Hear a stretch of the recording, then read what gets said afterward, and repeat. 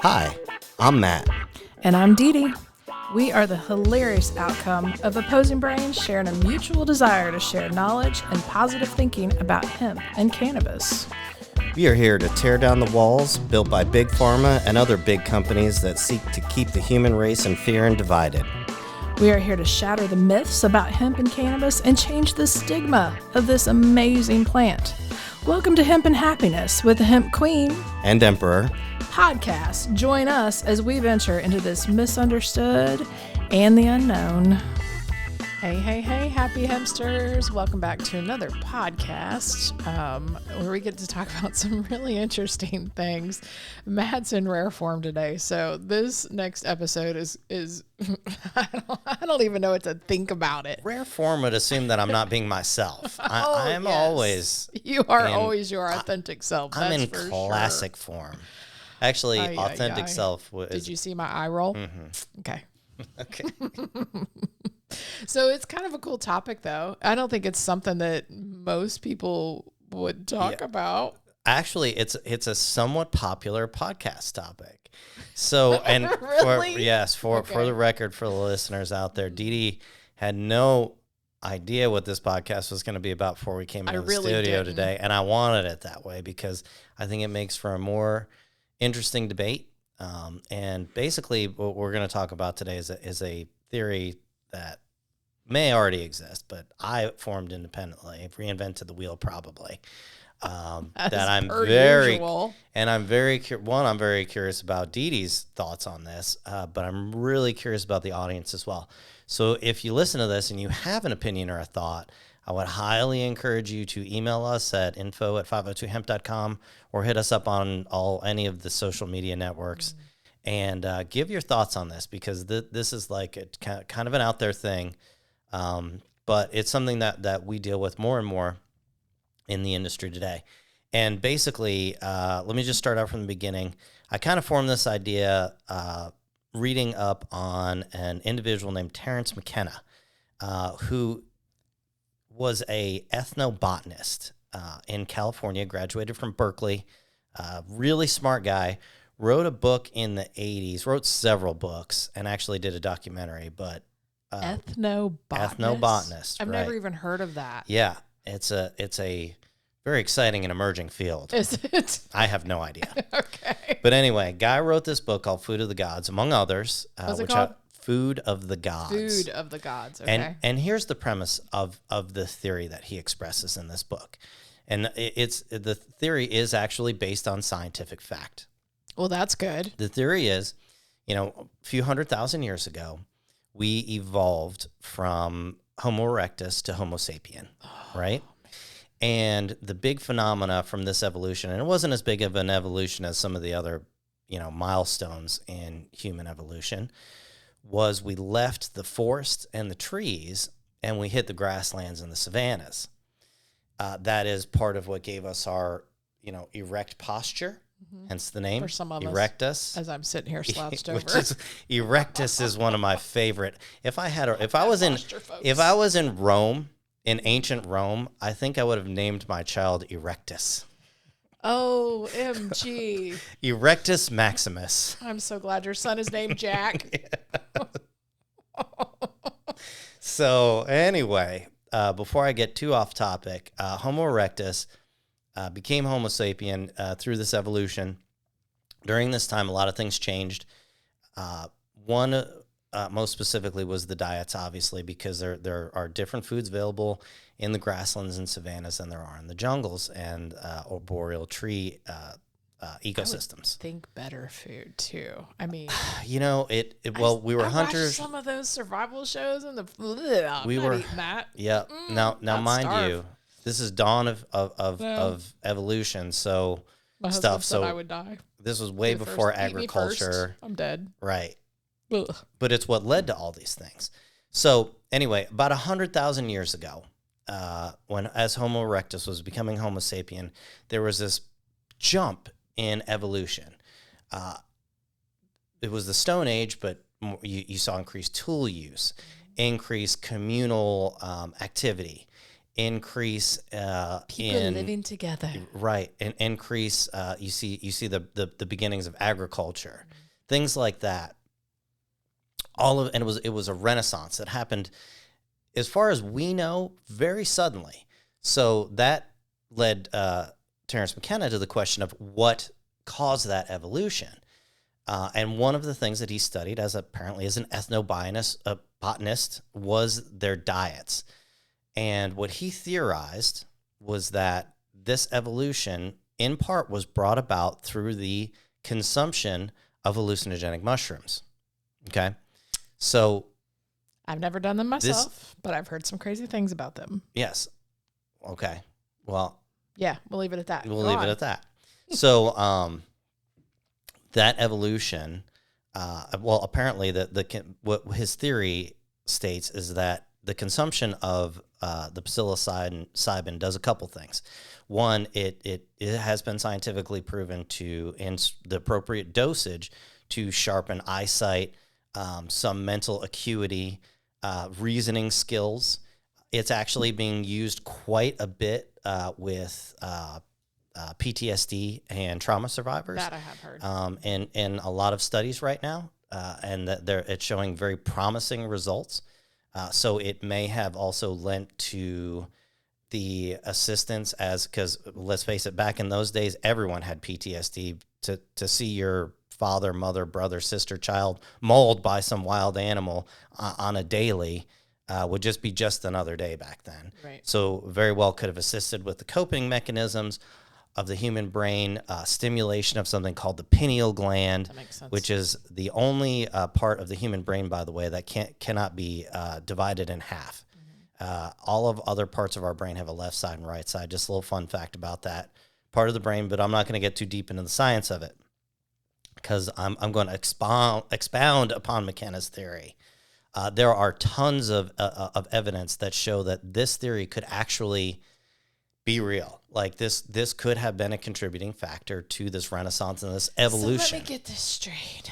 A bunch of half-ape people went and ate some mushrooms and had a good old time, and then they suddenly became the modern-day man? So they weren't half apes. They were actually pretty much human at this point. They were pretty much Homo sapien. There's not a whole lot of difference.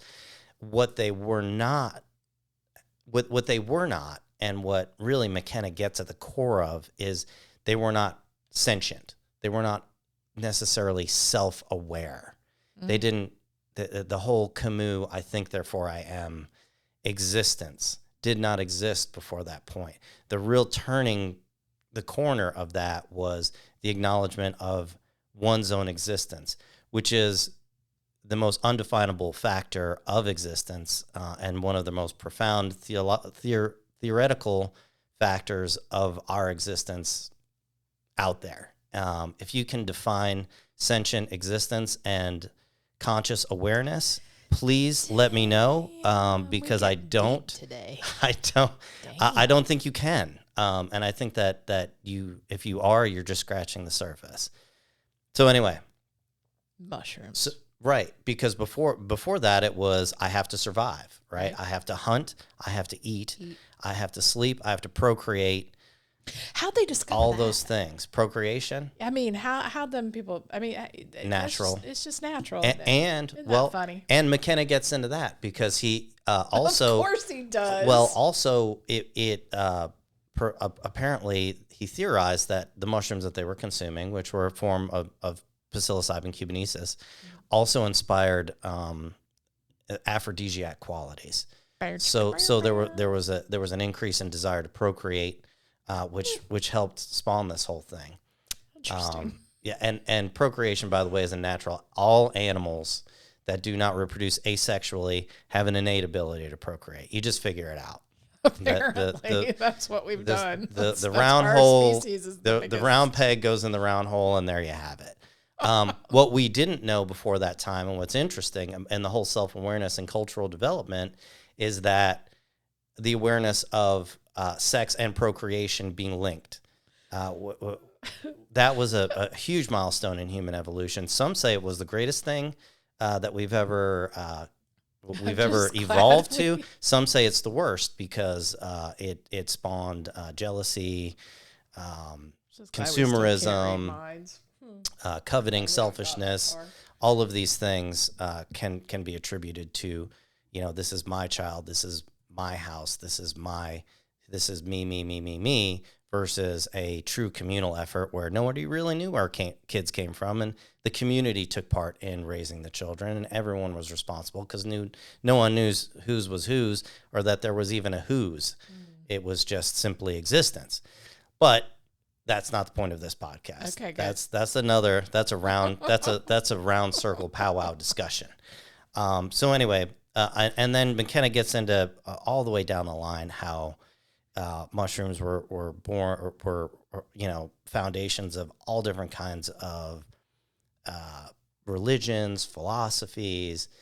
There are people who believe that the Hindu religion, where you see the multi-armed beings, were a result of hallucinogenic mushrooms. Well, dude, that makes sense. I mean, again, I've not tried them, but the things I've heard, if you use some, I can see that. All different. I mean, shamanism, all different kinds of things. And there is proof that mushrooms were a part of the Homo erectus and early Homo sapien diet. They're still very in healthy. The savannah. Oh my gosh, they're extremely healthy so, for you. So we knew they were eating mushrooms. Right. All right. So now that I've explained the basic premise of this theory, let me take it. And this is what this is where every other podcaster stops. Get ready to get kicked in the midsection, because here's where it gets kicked up a notch. Okay. McKenna, while his theory is brilliant and intriguing, and it comes and goes, people are like, oh yeah, that's bull. And then they're like, well, this guy was onto something. And currently now it's in a resurgence, which is actually what brought it to me. Oh yeah, there's pending legal laws for the psychedelics. Yeah, Hawaii's pushing right now. There's a few big time. That they aren't the only one. There's quite a few states that are trying to make them all legal. And as far as I know, in most states, hallucinogenic mushrooms, Psilocybin cubanesis in particular, are legal to grow and consume. You cannot dry them for storage or sell them. Now, check me if I'm wrong on that, because I might be. But last time I checked, that's what I saw. So moving on. I don't know. McKenna died tragically at the turn of the century, year 2000. This was way before the research that we have now on CBD, cannabinoids, and THC. Ooh. So, to take it one step further, well, I think that McKenna's theory has merit and is intriguing. What if Homo sapiens eating a whole bunch of weed? What if it was actually the cannabis plant that led to this? Because if you think about it, that makes a lot of sense. It does. Cannabis grows in the savannas. Yep. Chimpanzees, who are our closest relative, if cannabis is in their natural environment, it is part of their diet, and scientists theorize that they consume large quantities of it to deworm themselves. Okay? Really? Yes.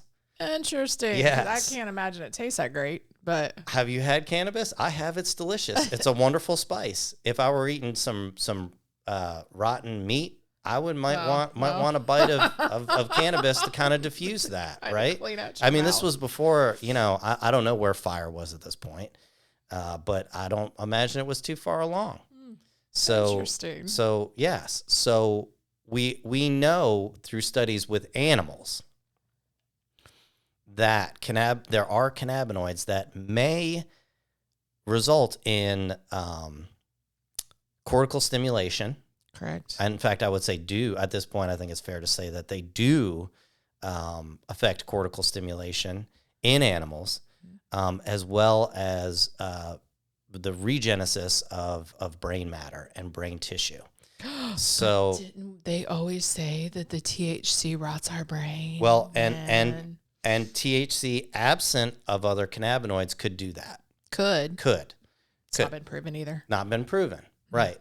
So, but with the other cannabinoids, you have the preservation factor. So you have cortical stimulation, you have neurogenesis, okay? Then you introduce the psychotropic effect of the THC. working through the endocannabinoid system, stimulating what I would theorize, and I don't have the scientific background to prove this, but what I would theorize are the same parts of the brain that would cause you to question that sentience of who am I? Oh, for sure. What is this surrounding around me? What is the reality construct? I can see that. I mean, that's not that far-fetched at all. See, I'll give you and that. I thought you were going to get into this and be like, you're crazy. Well, I mean, you are crazy, but that's beside the point. But that's actually, that's kind of interesting. I can see that. So, and not only that, but, well, not only does it get you thinking, but you only have access to psilocybin cubanesis in its natural environment, you know, in things like dung and a very specific... I'm not eating that. Right. In a very specific atmospheric environment. Okay. The cannabis plant, and which is the hemp plant, by the way. I'm grouping cannabis and hemp in the same category because it's here, the same damn plant. Cannabis sativa L or whatever, is very versatile. It's way more likely that early man, Homo erectus and Homo sapien, came into contact with the cannabis plant much more frequently than these mushrooms. So what are and I would also argue that the cannabis plant has been involved in as many, if not more, ritual ceremonies and religious, ongoings or whatever. I'm not going to cite any specific religion. I mean, I could. Throughout history. So, you know, McKenna died before this research. It's even in the Bible. Was Genesis. So McKenna died before this research of cannabinoids was birthed. So wouldn't it be interesting? And isn't it ironic that today the same people that are attempting to restrict the access to cannabinoids are the same people that appear to be trying to keep us in an archaic state? Trying to keep us consuming their products, which can easily be replaced, which are not effective or healthy for us, and definitely not healthy or effective for our environment. So could it be that the reason for this restriction is because it actually promotes independent thought, and it promotes self-awareness and critical thinking? Could that be? That's deep. And that's why it's being fought so hard. I mean, that is deep. Because then that brings up so many other topics too. Why do you have the federally legal product going up against the illegal product? And these two companies are fighting over what's a legal cannabinoid and what's not. Oh man, yeah, we'll have to talk about that one more later too. But dude, that makes sense. I mean, that really makes sense. Instead, go ahead and smoke your tobacco products that are laced with so many chemicals to get lung cancer and other cancers. And by all means, keep drinking that alcohol that destroys your liver and every other organ you have. So, you know, death and destruction, and you start taking more pharmaceuticals to try to counteract that. I mean, it makes sense. Yeah. Makes perfect sense. Why would you want to heal yourself with natural products? Oh, because you can't. We don't want you that way. Well, and the we don't want you to have thought processes. Right.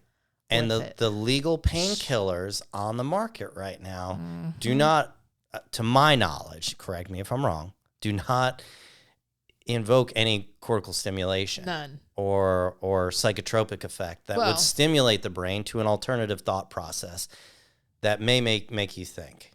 I don't believe so. They're mostly just pain blockers and they damage the nerves to make your nerves keep you addicted to them. So yeah, no. And why would they? Which you bring up a very good point. So now that you know the levee is giving way, right? You can't stop cannabis. Cannabis is coming whether the industries like it or not. Are there scientists currently working to get people stoned, but not without the psychotropic effect, without the cortical stimulation? I'm throwing wild theories out there at this point. That is a very wild theory. But I mean, why is why are these companies trying to get their arm around it? Are they trying to genetically modify? Oh, I have Is there a heard genetic that's modification? happening. So I have heard that the big companies are wanting to do that. right.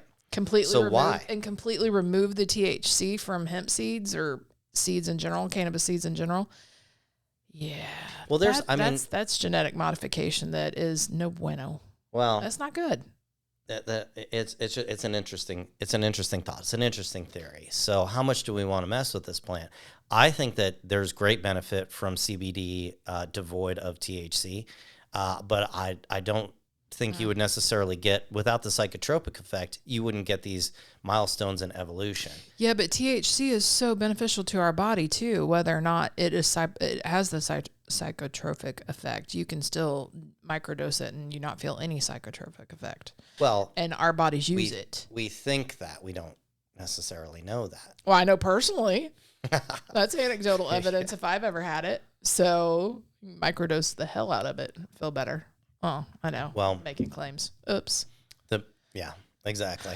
And we try to avoid that. And again, this is all theoretical, but as we move away from psychotropic chemicals, mind altering chemicals, mind stimulating chemicals, is this by design to keep us to maintain the sheeple narrative and to keep people compliant, divided, afraid? It's the same thing that we got into in a previous podcast. Yes. We're it's not an accident that we've become a super sensitive, ultra tolerant culture. Okay, because why? It creates division. It's just like I will admit I raised a ruckus at the primaries because they didn't allow me to vote for who I wanted to vote for. Why? Because they don't want the best candidate to win. They want to divide it so that, you can only vote Republican. Oh, you can only vote Democrat. Oh, you're not Democrat or Republican. Oh, you can't vote for anyone. Mm-hmm. Right? Divide. Yep. Divide. Oh, you're gay. Oh, well, you're in this category. Oh, you're not gay. You're in this category. Oh, but you're homophobe. Oh, you're in this category. Right? Divide. Because that's keeps us afraid. It keeps us segmented. It keeps us from coming together and engaging communal thought along human beings that can read, write, and share their opinions and thoughts devoid of external influence are dangerous people. Well, why do you think our education system sucks so bad in America? Hello. It's to keep people stupid. Well, and I could get on a whole tangent about that and Common Core, which is just the devil. But anyway, that's respect, mad respect for the teachers out there. I mean, huge respect. It hurts the teachers more than it hurts anybody else. It does. And there are some amazing teachers out there. And then they don't want to keep teaching because it's all bullshit and government regulations. But let's save that for another podcast. Okay. Let's stick with our theories, right? So, by the way, in this podcast, we are not advocating that you engage necessarily in psychotropic activities. Okay. That's totally your choice. Of course. There may be dangers there. I would, if you do choose to do that, I would definitely recommend doing the research.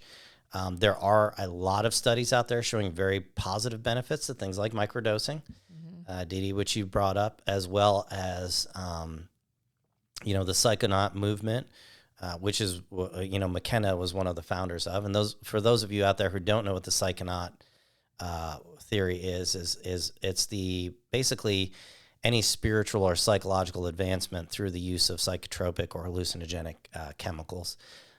That is a legitimate culture out there of people that are kind of in the shadows right now, but do use those chemicals to advance themselves. Mm-hmm. Now, that being said, there's some complete overindulged, whack jobs out there, but there's some legitimate. There's some legit, and whether you think it's right or not, it's an interesting theory. It is. It really is. Yeah. Yeah.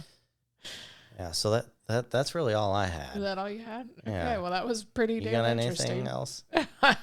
I'm really curious about is what people out there think that are listening to this. Do you think that's possible. There are religions and cultures that shun the use of psychotropes for spiritual or psychological development because they believe it's false enlightenment.